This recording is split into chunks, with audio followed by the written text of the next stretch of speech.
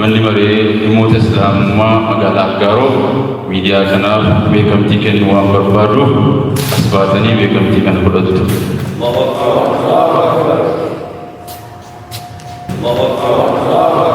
Allahu Akbar. Media barakah, masya Allah, masya Allah, masya Allah. Allahu Akbar. Allahu Akbar. Media barakah, masya Allah, masya Allah, masya Allah. Allahu Akbar. Media barakah kan nama tokko kan nama dhuunfaa miti. Kan hawaasa bal'aati. Kanaaf miidiyaan kun akka godina Jimmaa keessatti fullee miti kan barbaadamu akka biyyaatti, akka addunyaatti dorgomaa ta'ee hawaasa keenyaaf tajaajila akka kennu gochuudhaaf ga'een keenya, ga'een koo, ga'een keessan, ga'een hawaasa bal'aa barbaachisaadha waan ta'eef karaa hundumaatiin miidiyaa kana bukkee dhaabachuun deeggaruun dirqama keenya ta'a jedhee tana mana. Asumaan majlisa magaalaa Aggaarollee shukran jazakumullah khairan lamalet wadallo. Majlisni magaalaa Aggaaroo rabbi barakaa jaraa haa godhu. Ammallee gartee khayrii rabbi jaraa fahamsiisu waa fahamsiisu. Akkuma amma argitan shahaadaan magaalaa Aggaaroo irraa dura bu'aan majlisaa magaalaa Aggaaroo shahaadatu irfaanii wa shukrin liqanaatil barakaa jedhee shahaadaa bareedaa kana kennee fi haamilee isaa bakka ummata islaamaa irraa bakka bu'ee haamilee isaa nuu guute haa barakatanu haa galatooman isaaniin jennaan. Akka majlisaatti illee majlisni magaalaan Aggaaroo beekamtii qanaa kanaatiif yookaan miidiyaa kanaatiif kennuu isaatiin maqaa majlisa magaalaa Aggaarootiin akka diistiriktiitti galateeffachuudha barbaanna. Miidiyaan barakaa gahee guddaa taphataa ture.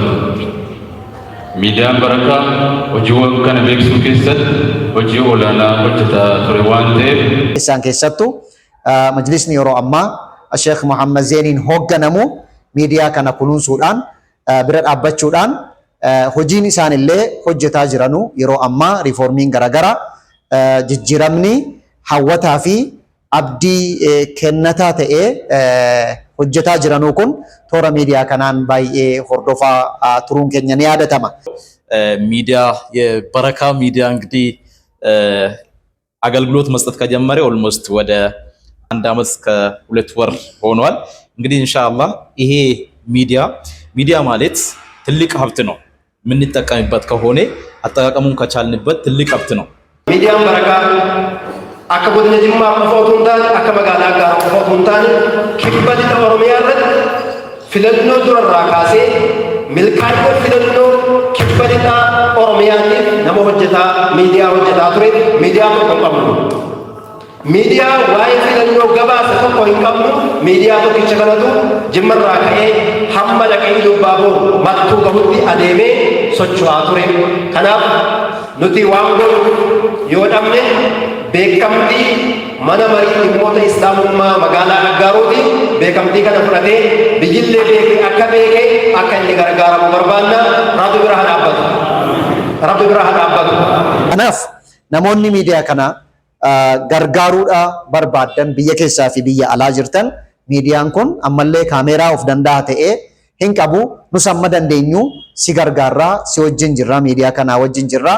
Ijoolleen illee biyya keessaa biyya alaa kan Ustaad Faa'iziin wallaaltan illee jirtu jedhee yaadu daa'idhasi ustaadasi akka aartii islaamaatti illee nama waa tokko qindeessuudhaan waan bu'uura shari'aa irratti bu'uureffatee isiniin gahaa waraabaa as gahuun isaa ni yaadatama. Nus akka diistiriktiitti hamma deemuudha qabdu sifaana hin deemnaa waan jedhu. Hawaasi keenya hamma ta'e wayii waa dhabne tokko gaafachuu irratti gatii guddaadha kan kaffalamu. Gatii guddaa kaffalamaa darbeera. Erga nu eeyyamame immoo waan nu eeyyamame kana kunuunfachuu keessatti, guddisuu keessatti, ijaaruu keessatti hanqina guddaadha kan qabnu. Kanaaf miidiyaan barakaa erga hojii eegalee anumtuu kan hin beeku waggaa ol lakkoofsee jira. Miidiyaan kun baadiyyaa hunda keessatti bakka daawaan jirutti, bakka muhaadaraan jirutti sagalee uummataa ta'uu keessatti, daawaa kana dabarsuu keessatti akkuma immoo ustaaziin kaasan bakka kuxbaallee osoo hin hafin ofiisaanitti otoo gargaarsa nama kan biraan qabaatiin financial support nama godhu osoo hin qabaatin kaka'umsa isaaniitiin hanga yoonaatti hawaasa keenyaaf tajaajila olaanaadha kan isaan kennaa jiranii. Miidiyaa kanaaf beekumtii kennuu qaba. Nutu wal guddisuu qaba. Maaliif jennaan maadaama yaani fi nashri yaani risaalati diin hamma inni gartee risaala diin al-islaam kana gaggeessuu irratti argamuun nuti gargaaruun nurratti bareechee gartee dirqama ta'a.